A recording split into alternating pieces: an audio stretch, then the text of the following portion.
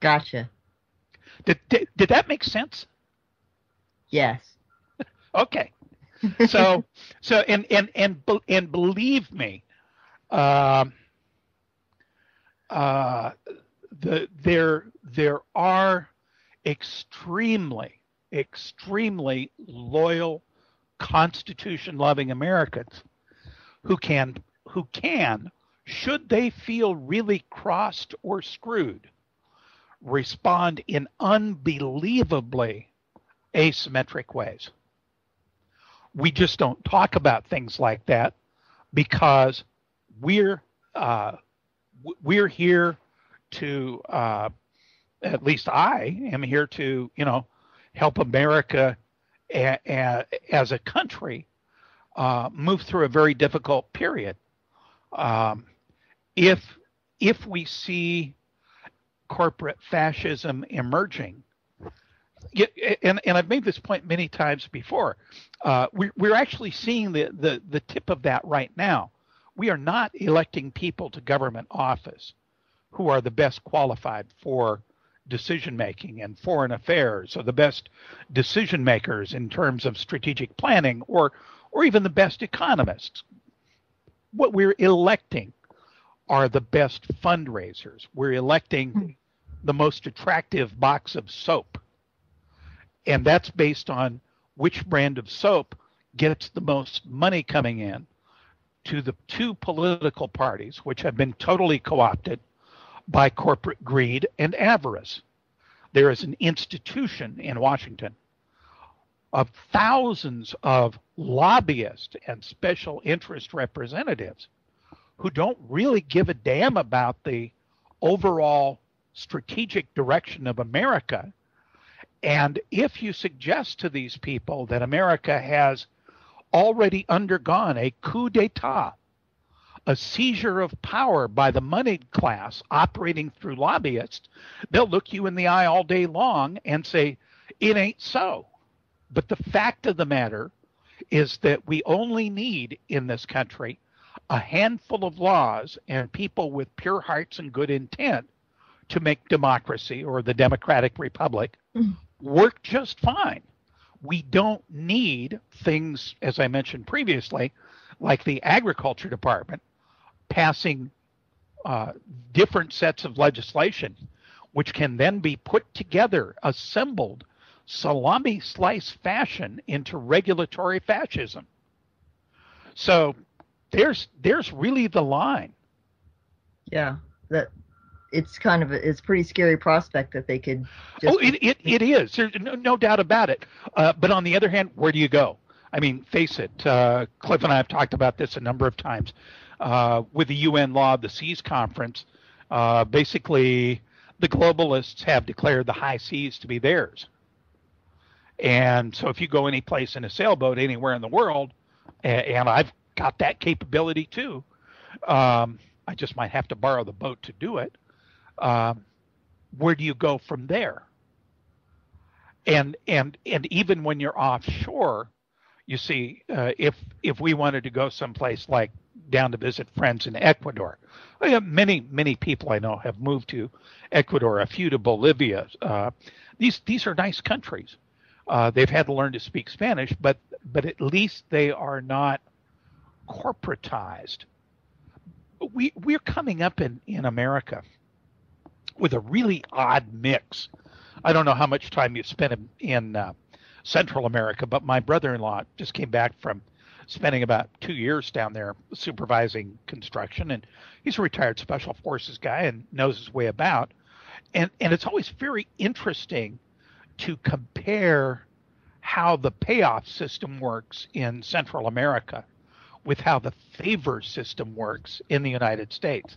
Once upon a time, there was very clearly a line of demarcation. Government workers exchanged a higher rate of job security for a little lower rate of pay. But that kind of stuff is just gone. Government workers are now making more on average than people doing comparable jobs in the private sector, and they're having all of us pay for their higher standard of living than the rest of us. So we have to be very careful. And I also mentioned the other problems we have. You know, the fact is that FedEx and UPS and DHL and some others are doing very well in the package delivery business. And with email being what it is and online banking being what it is, how soon before the post office becomes totally obsolete? And maybe that's the big blue bankruptcy that is in the data. We simply may not know those things, although MF Global certainly was um, big enough to count. Nevertheless, you know, we're facing a number of these. I don't want to call them loaded guns, loaded dice, where we don't know how the roll is going to turn up exactly. But we know that one influencer will be people writing checks, and generally speaking, the people writing the big checks are not doing so in the interest of the little people. And so, if you want to fix America, my opinion is three things have to happen: severe taxation of transnationals and meaningful tariffs to level the labor cost, which is presently the labor cost differential between offshore and domestically built goods is going into the pockets of the rich. You need to kick all of the lobbyists out of Washington, every frigging one of them. Mm-hmm. And last but not least, require 100%, 100%, not 99%, 100% of political contributions be required to originate in the district or in the state from which people are elected to national office. This crap about having political action committees, which cross state lines, this nonsense about the Republicans writing fat checks to people in various states, bullshit. It's unacceptable. It's not what the founders intended. We have a great country, but we are letting the bad bastards write checks and buy it away from us while we sleep. Yeah, it's horrible. Yeah. Well, it's a little worse than horrible. But I'm not worried about dictatorships so much as I'm worried about dicks. Okay, part two. If the power goes down completely and there's no good outlook for it coming back on within, say, the next year or longer, would you stay in place or would you bug out? Figuring that all power is going to be out in every country, where do you think would be the best place to go? I know you have your power thing set there, but where do you think would be the best place to go for people who don't? South. To the other side of the world. And let me explain. Cliff's had a lot of stuff in the data, and there's more to come about radiation, and you'll read that when the report comes out, along toward the end of February, first part of March. Food is going to be the only thing that matters probably within 2 years. Money, can't eat paper. Yes, gold will be meaningful because it has a high value. It's divisible, transportable, blah, blah, blah, blah, blah. Yeah, so silver will be too, because gold may be too expensive.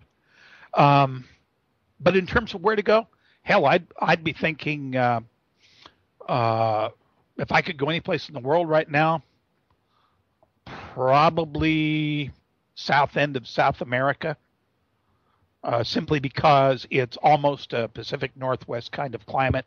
Southern end of Chile, down in that area. I have a friend who started an ecotourism business in Chile, 15, 20 years ago. Made a bunch of money. We worked together in a software company, and he bought 7 miles of a valley in Chile and developed it as grape growing country and so forth. And I got to tell you, the guy's a friggin' genius.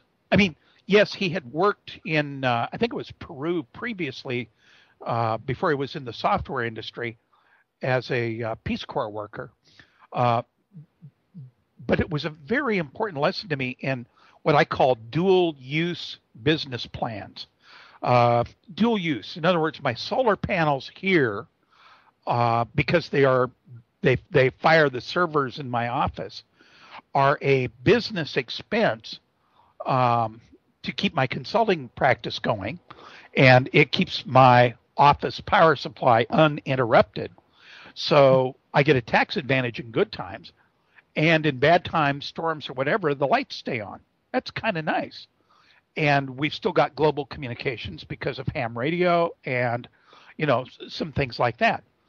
But if I didn't have those things, I would be considering even 20 acres of property in a far, far away place, and then coming up with contingency plans to get there and ways to disappear. We live in a world of control.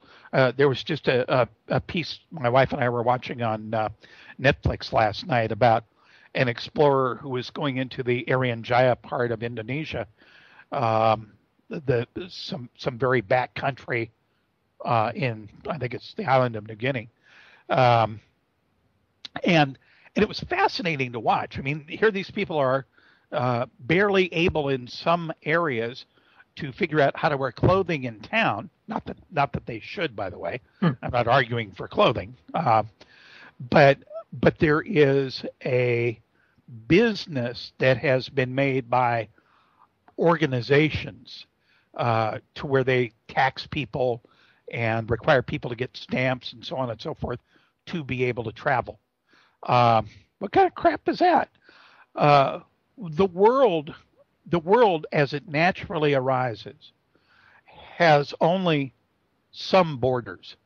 And some of those borders are the seashore and mountain ranges. But these artificial constructs raised by people who proclaim themselves to be in control and in power is clearly not what humans were ever really designed for. Tax boundaries. Yeah, exactly. It's authority boundaries. Okay, well, I think that kind of answers part 3 already, so I will leave it at that. Thanks, George. Oh, I didn't mean to go on and on, but I mean, those are, you're asking some very good, very deep philosophical questions. Well, thank you. Well, the other one was about if we had, say, volcanic eruptions or like a mini ice age were to ensue and your ranch wasn't going to be as habitable, also Pacific Northwest where your kids are, would you go equatorial? And I think I would get the impression that you definitely would. Oh, I'd head south of the equator, no question. And I'm pretty sure that, like anything else, those that act first will have the highest chance of survival.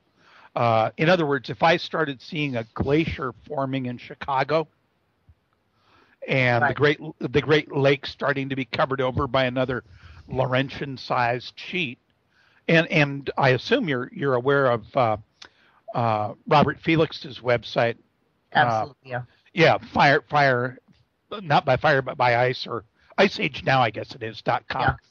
Yeah. If I start seeing something like that, me, the guns, the gold, the brother-in-law and the wife don't have any problem walking away from this little place and jumping in the airplane and flying to the closest port, buying whatever size boat it would take and blowing out.